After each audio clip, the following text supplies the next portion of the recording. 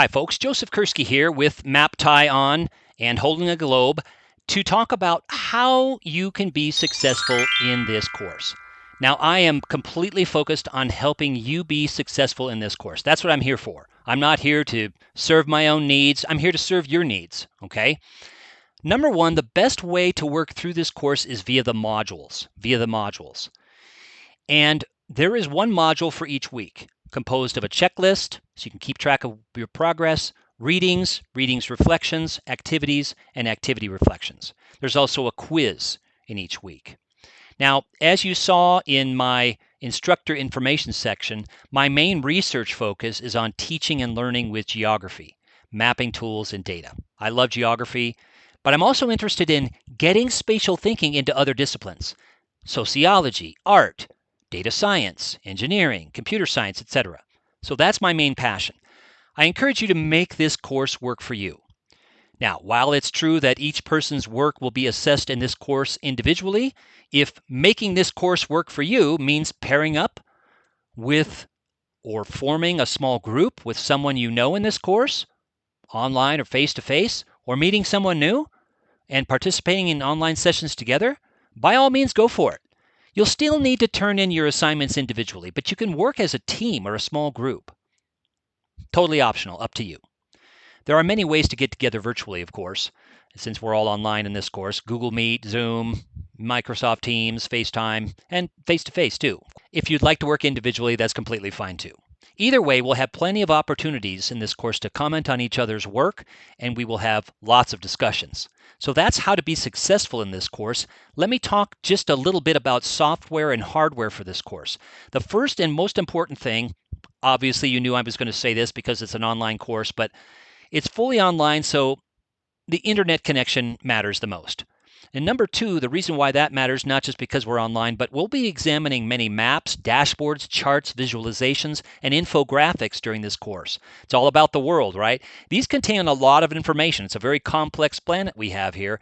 So that's one of the appeals that maps have always had, even in the analog paper maps and paper documents days and film days, maps on film. The interactive maps you will use in this course will allow you to examine information in multiple locations and at multiple scales from local to global. These maps consume a fair amount of bandwidth, so you'll need a decent broadband internet connection to be successful in this course. Now that's the two things, the internet connection. Now hardware, this is a mapping class, so visualization is important in geography. The ideal hardware for this course is a Windows or a Mac-based laptop. Now, if you have a large tablet, you should be able to do most of the activities in this course, but your satisfaction will be higher if you have a bigger screen, i.e. a laptop. Even in some tabletop, desktop monitors. If you have two monitors, that's the sweet spot right there. That'd be ideal. If you only have a phone or a small tablet, you're going to have less than a completely fulfilling experience in this course. I'll just say that right now. That's why I advise using a computer, maybe if that's the case for you, in a public library or an academic library, such as on campus, or one from a friend, relative, etc. Software. We will be examining various web mapping applications. These dynamic interactive maps are made possible through Geographic Information Systems, or GIS, running in the cloud. So all you need to do to access these is a web browser. There's no need to sign in or log into anything. Chrome, Microsoft Edge, Safari all work well for these web mapping applications. Firefox, etc. An old, outdated browser, though, will not perform well, so you'll need to make sure that your browser is a newer version. Number two, you won't need, again, any login or sign in to the above tools, just your login for Auburn University to get into Canvas here. And then spreadsheets. We will look at a few spreadsheets, so you won't need any other specific software than a web browser, but since we'll be examining some tables of data, if you have access to Microsoft Excel or Google Sheets, that will be very useful. So those are the hardware and software considerations for this course, as well as the how to be successful in this course. Let me just close with some philosophy behind the course. First of all, geography is a high-tech field. We will work with technology in this course: geotechnologies, mapping, visualization, spatial analysis. The idea is to help you get beyond what most people think of as maps. Most people think maps are just reference documents. Where is Alabama? Where is Auburn? Where is the United States? Where is Albania? Where is Afghanistan? Etc. Most people think of maps as where is something, but maps are a lot more than that. They're the whys of where and making smart decisions for our world. Okay, so reference questions about maps include where's Uzbekistan? Like I said, where's the grassland biome? Where's the nearest coffee shop? Those are all relevant questions for sure.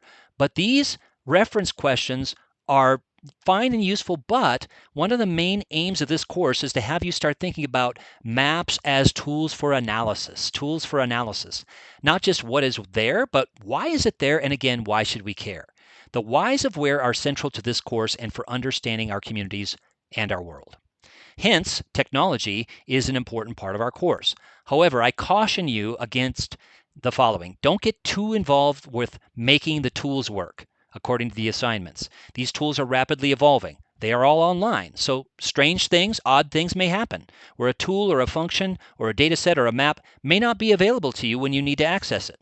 Don't stress. I'm much more interested in your learning about why maps matter and how geotechnologies work and what geography is than getting a little title or a legend just right on a map of population density, let's say. The tools are interesting to be sure. They're very engaging, but the objective is not to make the perfect map or make sure that your screen looks exactly like my screen.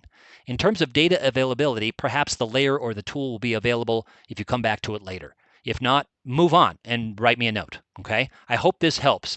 Feel free to contact me anytime. Now take a look at this computer here. This illustrates what I'm talking about. Here's a photo of an old Mac computer. Now it's used as a doorstop in a high school where I was running an after-school GIS club. The message here is, don't get too attached to the tools or making the perfect map or image. The tools change. The most important tool is not the mapping software or the geographic information system, but this tool right here. Your brain. Your brain is the most important tool of all.